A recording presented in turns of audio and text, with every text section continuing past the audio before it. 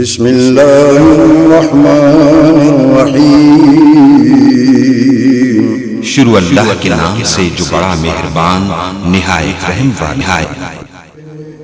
दावत खिताब दे रहा हूँ कायदे तहरीक दावत तौहीद मियाँ मोहम्मद जमील साहब को, वह आपसे हम कलाम होते हैं।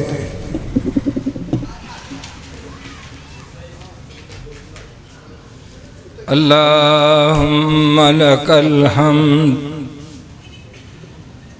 हम्दन कसीरन तय्यबन मुबारकन फी कमा तुहिब्बु व तर्दा। अल्लाहुम्मा सल्लि अला मुहम्मदिन व अला आलि मुहम्मद व बारिक व सल्लिम।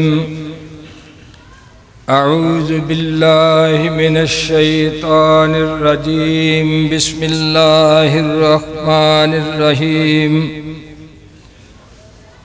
कुल या अय्युहन नास इन्नी रसूलुल्लाहि इलैकुम जमीआ अल्लज़ी लहू मुल्कुस समावाति वल अर्ज़ ला इलाहा इल्ला हुवा युहयी व युमीत। फामिनू बिल्लाहि व रसूली सदक़ल्लाहुल अज़ीज़। मुअज़्ज़ज़ भाइयों और नौजवान साथियों, मैंने चंद मिनट की गुफ्तगू के बाद गुजरावाला से आगे एक अहम जनाजे में शिरकत करनी है, इसलिए 15-20 मिनट के दौरानिए में कुरान और सुन्नत के ज़्यादा दलाइल देने की बजाय चंद एक की तरफ इशारा करूँगा और ये बतलाने की कोशिश करूँगा कि इस तौहीद की अज़मत क्या है, इसकी रिफ़त क्या है और इसकी ज़रूरत और अहमियत क्या है। इस आयत करीमा में ये इरशाद हुआ कि ए पैगम्बर इस्लाम, आप लोगों में अपनी नबुव्वत और अल्लाह की तौहीद का ऐलान फरमाएं कि इन्नी रसूलुल्लाहि इलैकुम जमीआ। कि वो दौर गुजर गया जब पैगंबर एक मखसूस दौरानिए और कौम और अफराद के लिए आया करते थे। इंसान ने तहज़ीब व तमद्दुन और शऊर में तरक्की पाई, इसलिए वक्त आ गया है कि अब सिलसिला नबुव्वत को जारी रखने की बजाय आप पे इत्तफाक किया जाए और आपको कायनात के इंसानों के लिए नामज़द कर दिया गया है।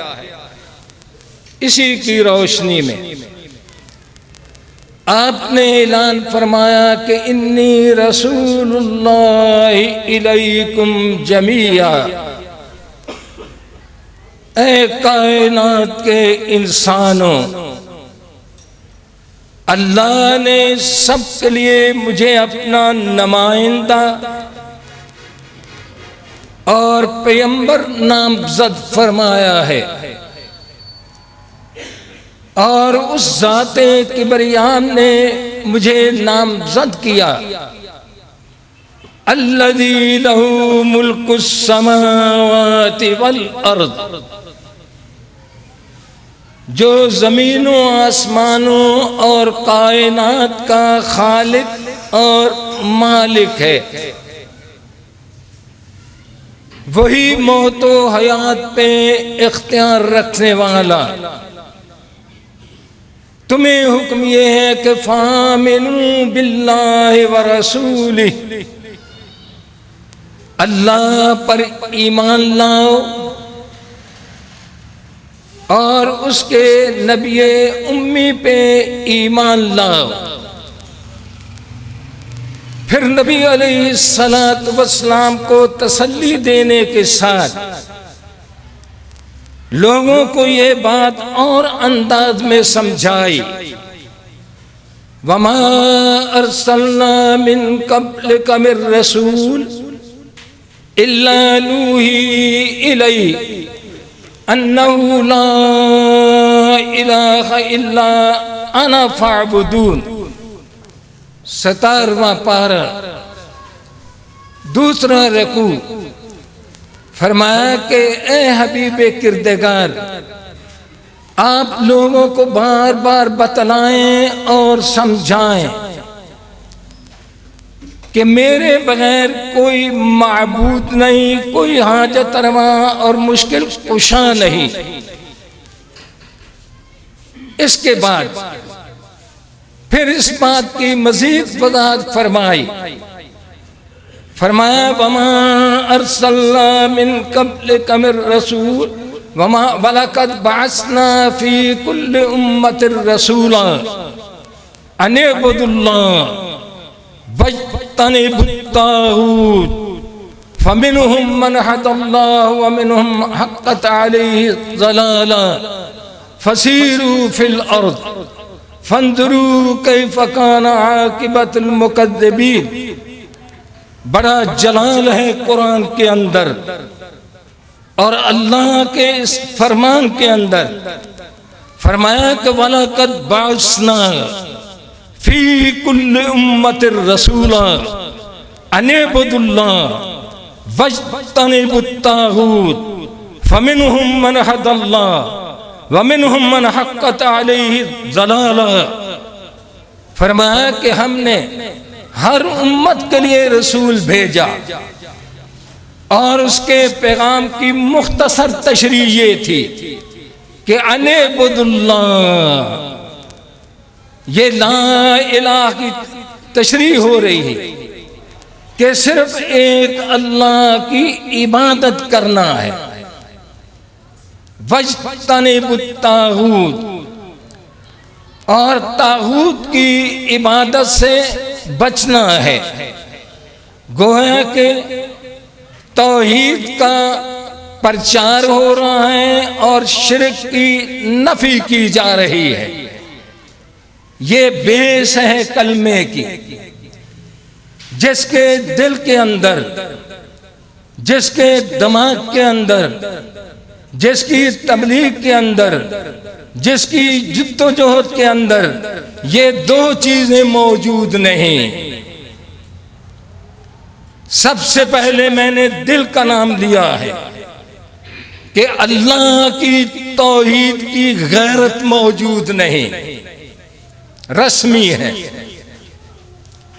आदतन है, सुनी सुनाई है, रवायती है।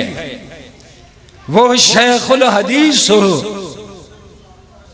या वक्त का इमाम, वो बहुत बड़ा वर्कर हो या शब रोज का खतीब, अगर रस्मन है, तौहीद की गैरत नहीं है और शिर्क से दिली तौर पर नफरत नहीं है, मेरे और आपके ईमान की ये कसौटी है। लफ्ज़ कसवटी नहीं होता, ये कसौटी है, ये पैमाना है, ये बैरोमीटर है। एक तालिब इल्म से लेकर मोतमिम तक, एक आम मुसलमान से लेकर बड़े रहनुमा तक। ये कसौटी है, इसके तहत मुझे भी अपने ईमान को परखना है कि मुझ में कितनी गैरत है और मेरे दिल के अंदर शिर्क के बारे में कितनी नफरत है। ये तो आप जानते हैं कि जिस चीज से नफरत हो उसको आदमी ज्यादा देर तक बर्दाश्त नहीं कर सकता। अपना ही बच्चा होता है, वो पखाना कर दे, बाप जो मां का तो अल्लाह ने कलेजा ये बनाया है, बाप कहते हैं कि मैं खाना खा रहा हूं, इसको उठा के वहां ले जाओ। होता है घरों में कि नहीं? क्या है? बेदारी है, तबीयत गवारा नहीं कर रही। ये है वो जो अल्लाह हमें इस आयत करीमा में समझा रहे हैं कि वज्तनिबुत तागूत। तागूत की तशरीह आप सुनते रहते हैं, कभी तो बड़ी लामहदूद हुआ करती थी, अब जरा वो महदूद हो गई है, अपने दायरे के अंदर आ गई है। ये मेरे भाई समझ रहे होंगे मेरे जुमले को। तो फरमाया वज्तनिबुत तागूत, शैतान की इबादत से बचना है। ये है तौहीद का एक मुख्तसर खाका जो मैंने 3 आयत के हवाले से पेश किया। अब इसकी अजमत की तरफ आओ। पहली अजमत तो ये है कि अल्लाह ने जितने अंबियाए किराम को मबूस फरमाया वो जौहरी और जाहिरी एतबार से, यहां तालिब इल्म भी बैठे हैं, मैं उनकी तवज्जो मबजूल करवाना चाहता कि अल्लाह ने जितने अंबियाए किराम मबूस फरमाए, मेरे बच्चों, वो जाहिरी और जौहरी एतबार से, सलाहियतों के हवाले से वो अपने दौर के मुनफरिद इंसान हुआ करते थे। ये बात ठीक है? उस दौर का कोई शख्स अपने दौर के पैगंबर के दायरी और जौहरी हवाले से हम मिसल नहीं हुआ करता था। कुरान क्या कहता है? अल्लाहु यअलमु हैसु यजअलु रिसालतह। ये उसका इंतखाब, और अल्लाह का इंतखाब तो मामूली नहीं हुआ करता। ये पहली अजमत है तौहीद की। दूसरी अजमत, उस दौर के सियासी और मजहबी रहनुमा, सियासी और मजहबी रहनुमा मजहबी और दुनियावी मसाइल हल करने में टोटल नाकाम हो चुके होते थे। इसको ज़हन में बैठाओ। ये तो हो नहीं सकता कि मसाइल का हल मौजूद हो, वो टोटल नाकाम हो चुके होते। मजहबी रहनुमा भी, सियासी ज़ुआमा भी, तब जाकर अल्लाह पैगंबर मबूस फरमाया करता था। कुरान ये कहता है अक़समू बिल्लाहि जहदा ईमानिहिम। पहले पारे में फरमाया कि लोग शिद्दत के साथ इंतजार कर रहे थे। क्यों? वो मसाइल में उलझे हुए, मुश्किलात में फंसे हुए। मसाइल और मुश्किलात इस कदर गंभीर, ज़ुलुमातुम बअदुहा फ़ौक़ बअद। कोई अपना हाथ देखना चाहे तो देख ना पाए, इस तरतीब को बच्चों याद रखना। मुमकिन है कि बहुत कम लोगों ने ये अंदाज सुना हो। नंबर 1 कि अल्लाह जिस शख्सियत गिरामी को अपने पैगाम के लिए नामजद फरमाते, मुंतखब फरमाते, वो ज़ाहिरी और जौहरी एतबार से मुनफरिद शख्सियत हुआ करती थी। ज़ाहिरी तो हुस्न जमाल बाइज़ों से आप सुनते ही रहते हैं। मुनफरिद और मुमताज इंसान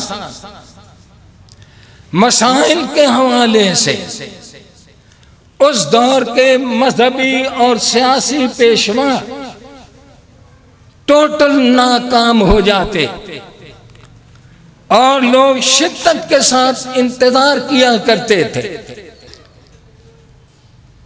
कि कोई पेशवा आए, मसाइल का हल बतलाए। इस सूरत में तीसरी बात भी याद रखनी है कि ये मसाइल होने के बावजूद किसी पैगंबर ने, मेरे बच्चों इसको जरा याद रखना, किसी पैगंबर ने अपनी दावत का आगाज हंगामी इशू से नहीं किया। उलमा बैठे हैं,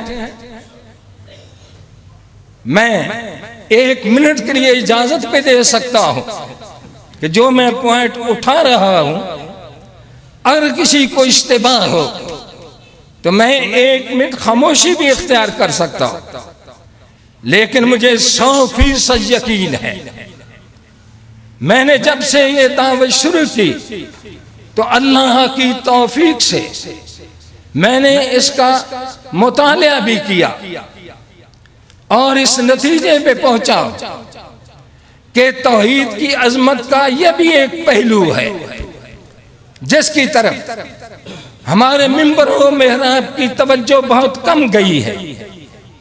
तीसरी बात अर्ज कर रहा था कि मसाइल बेशुमार थे। खुद नबी अलैहिस्सलातु वस्सलाम की तरफ तवज्जो फरमाया, आपकी जुद्दोजहद की तरफ। क्या गुलामी की इंतहा नहीं थी? गुलामी की इंतहा नहीं थी, सरेआम बोलियां लगती थी। बाप भी खड़ा है, जवान बेटी भी खड़ी है, बीवी भी खड़ी है, गबरू जवान बेटा भी खड़ा है, व्यापारी आते हैं।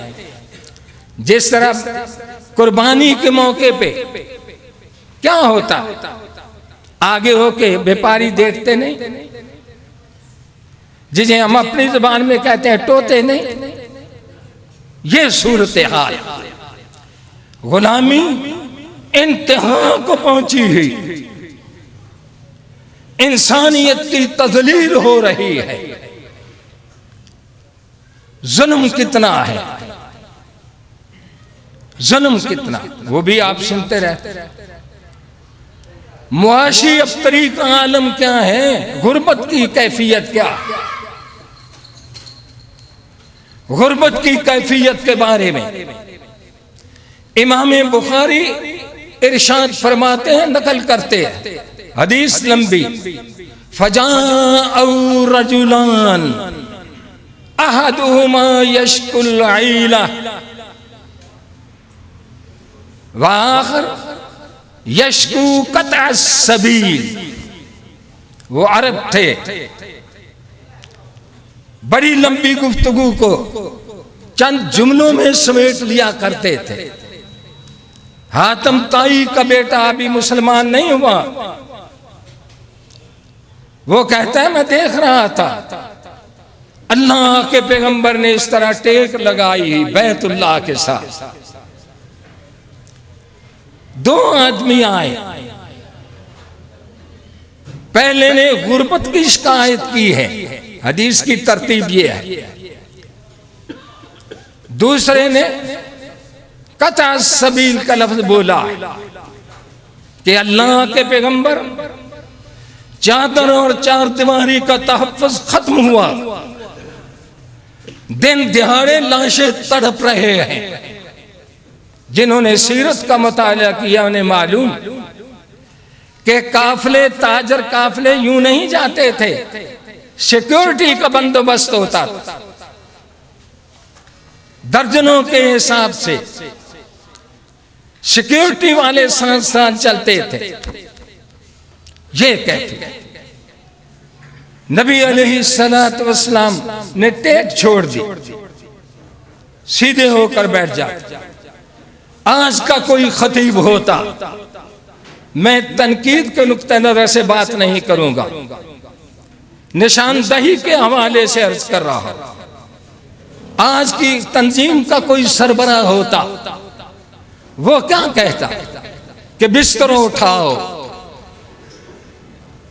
तबलीग पे निकल जाओ। ये तो सवाब का काम है, लेकिन दावत भी तो मुकम्मल होनी चाहिए थी। ये सवाब का काम है, दावत के अंदर तकदीम होनी चाहिए थी, तरजीह होनी चाहिए थी, होनी चाहिए कि नहीं चाहिए। यही सूरत हाल दूसरी तरफ है। मगर अल्लाह के पैगंबर ने सीधे होकर बैठे, फरमाया जिसने दूसरा सवाल किया था, हदीस पढ़ने वालों जरा फहम भी समझो, नबी की बसीरत को भी जानो। नबी यूं नहीं होते, वो अक्ल दानिश के लिहाज से भी मुनफरिद इंसान हुआ करते। आपने जिसने दूसरा सवाल किया उसका पहले जवाब दिया। क्यों दिया? कि जिस मुल्क में अमन व अमान नहीं, क्या वहां कारोबार चल सकता है? जिसमें अमन व अमान नहीं, पैगंबर की बसीरत तो देखो, उसके सवाल का पहले जवाब दिया। और जवाब कैसा?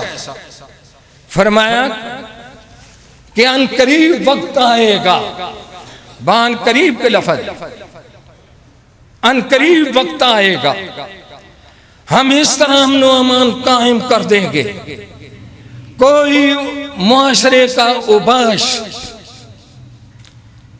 कोई गुंडा किसी को इस तरह तिरछी आंख के साथ देखने की जुर्रत नहीं कर सकेगा। फिर हवाले दिए, 3-4 हवाले, सिर्फ हजरमूत का ही नहीं, 3-4 हवाले कि वक्त आएगा हम इस तरह अमन व अमान कायम कर देंगे। फिर हुआ या नहीं हुआ? बेस क्या है? बेस और मसाइल मुआमिन हैं, मैं उनकी नफी नहीं कर रहा। बेस अल्लाह की तौहीद है, बेस अल्लाह की तौहीद है। किस तरह? अल्लाह की तौहीद का 13वें पारे में फरमाया, जहां या आखिर में, हम तो सियासी तौर पर पढ़ते हैं ना, इन्नल्लाह ला युगय्यिरु मा बिकौमिन हत्ता युगय्यिरु मा बिअनफुसिहिम।